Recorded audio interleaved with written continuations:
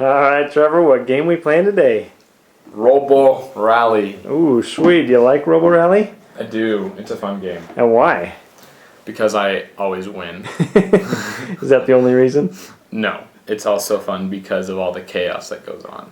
So- And all the fun that all the players have while they're playing, even if they die. Even if they die, when they die.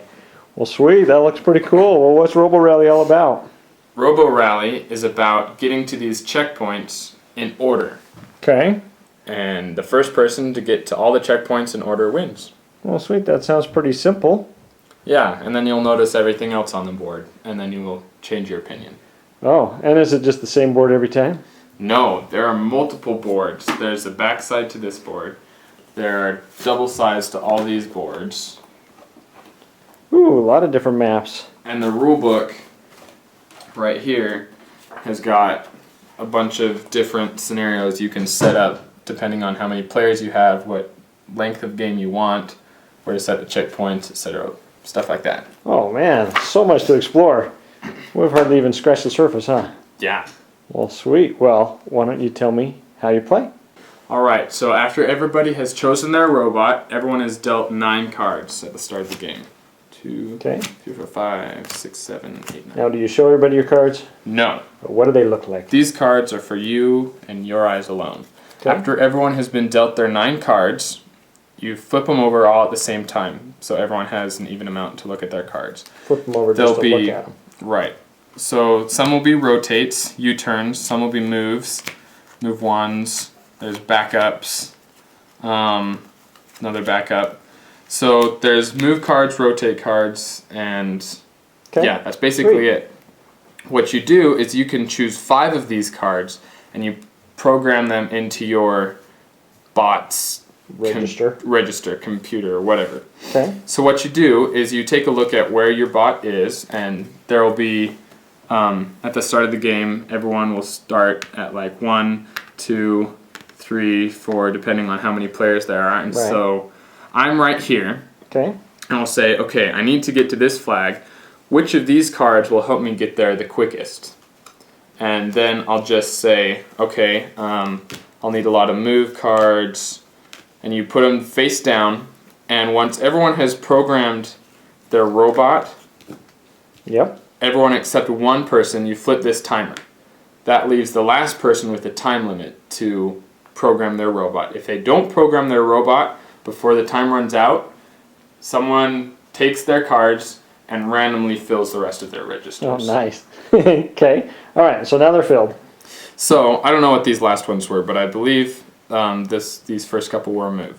So after everyone's programmed and all that, you flip over your first register and you do Simultaneously, right? So yeah, I move 2. We'll say this one moves 1, and you move the place that your robot is facing. So nice little say this one pointy arrow. rotates and this one moves 1. Okay. Now what happens is the conveyor belts move, the cogs turn, and lasers fire. Each robot has a laser. And the laser shoots the way the robot is facing. So this robot shoots this way, this robot shoots this way, and this robot shoots this way. But this robot, since he rotated, will shoot that way at this robot. What happens to this robot is he takes a damage. And when you take a damage, it's this yellow thing. Okay. And you put it right here. The more damage you take, the less cards you'll get on your turn. So you won't get 9. If you had 5 damage, you're only going to get 4 cards. Mm-hmm. So the amount of cards is determined by how many of these are free. So this person would only get 3 cards on his next turn. In addition, these lock things now lock these registers, and he can't clear them out at the end of his turn. So every time he's going to do those same moves. Mm-hmm. So we'll say that damage is bad. yeah, you don't want damage. If you get to here, you're dead and you lose a life. If you lose all your life tokens, you're out of the game. Okay, sweet. But you can reclaim some of your damage. Yes, you can. If you end one of your register movements, or no, if you end your whole turn on a wrench, or a wrench and hammer, you get to take off a damage token. Nice. Or you can power down. Right, or you can power down, but that's announced at the start of your turn. So you say, after you programmed your register, you say, I'm powering down next turn. You complete your register, and you take a power down token and you put it here. And that means you skip your next turn, but you get to clear all your damage. Nice. And then you just sit there and... And you sit there and hope nobody shoots you. Okay, so there are ways to recover, but nonetheless, this guy just got shot. Yes. So now we'll go a little bit farther into the game and come back when there's more things going on. Okay. So, once everyone's programmed, like everyone has done, everyone flips over their first card. So, we have these registers, and everyone will make their movement. However, if a movement would cause a robot to collide with another robot, they look at these numbers up here. My movement is a move 3, and I would run into this guy. So we see who will move first. I have an 840, and his is a move 1 at a 500. The higher number moves first. So I get to move first and push him. Ooh. So whereas he thought he was going to move ahead When one. he thought he was going to go here, I actually push him 1, 2, 3 into here. Then he moves 1, and he is now not where he wants to be. Oh, absolutely. What happened to the other guys? Now, this one, let's see, he's Twitch. Unfortunately, he is pretty locked. He's going to rotate left. That'll move at the end of the register phase, and then Hammerbot will move 1. Now the conveyor belts and cogs move, and the lasers fire. So that's what all this is. So these will tell you what happens at the end of each register phase. Yeah? Right.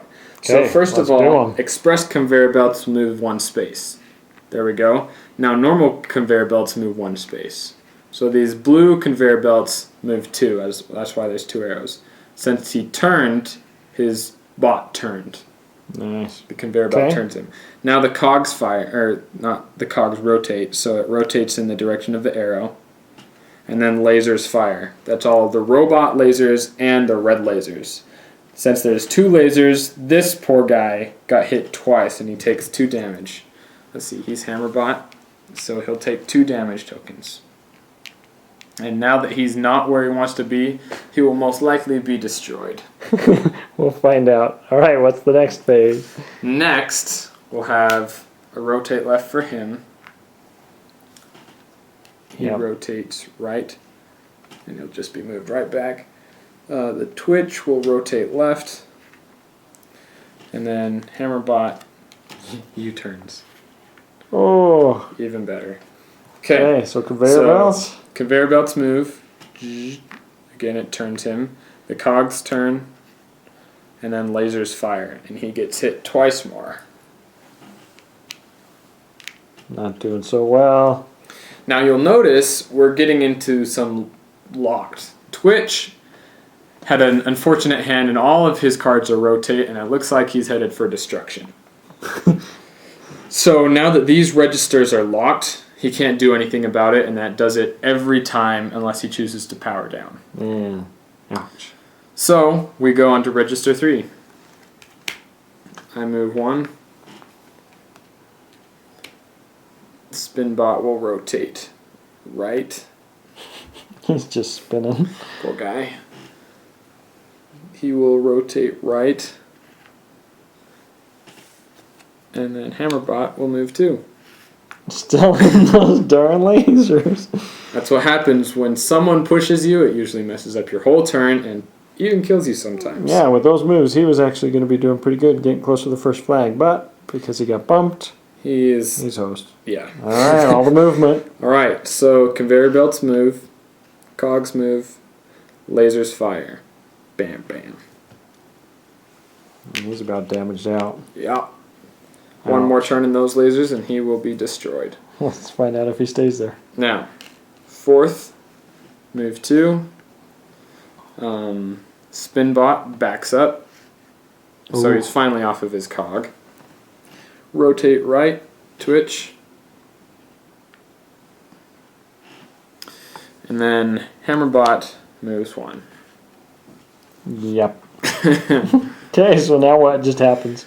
Hammerbot takes 3 hits because of that guy. But first of all, this conveyor belts. belt moves him off the edge of the board, and so he takes 1 life off of his sheet. And the next turn, when you come in after being destroyed, you take 2 damage. Or he could come back in powered down and skip a In turn. which case, he would skip his next turn, but he would remove all of his damage. So and then where does he restart? when a robot is destroyed, he's restarted at his archive token, wherever it is. Your archive token is automatically placed where you start, but if you end any register phase on a wrench, then, like, this is a wrench, this is a wrench, this is considered a wrench. If you end any of your register phases on a wrench, you'll move your archive token to that spot. Okay. But the wrench only heals a damage if you end your whole turn on it. Okay. So Twitch will be restarting here when he comes back. But it looks like a couple people have already made it to the first flag. Yeah, so if they were ever destroyed, they would come start back there. Cool. So, lasers fire 2 here, but also a 3rd one here. Not that it would take any more to kill him, but he And he's out. is out. He loses a life. So, bam. He's out, and his archive token is right here. So when he comes back, he'll be on that spot. And he can face himself any direction he wants. So that is basically the madness of this game, and it gets even better with more players. Yeah, you can play up to 8 players with this. Oh man, chaos. It gets awesome. So then, Trevor, what would you say overall for Roborally? What would you give it? I would give it a 4.5. And do you like playing with more or less people? I like playing with more people because it gives a lot more chaos and a lot more elements going on and a lot of uncertainty, and I win. And you win. Yeah, it's that whole chaos of having to pre-program and not knowing what's going to happen to you from everybody else. So, well, sweet. Well, there is Roborally. Have at it. Thanks, Trav. You bet.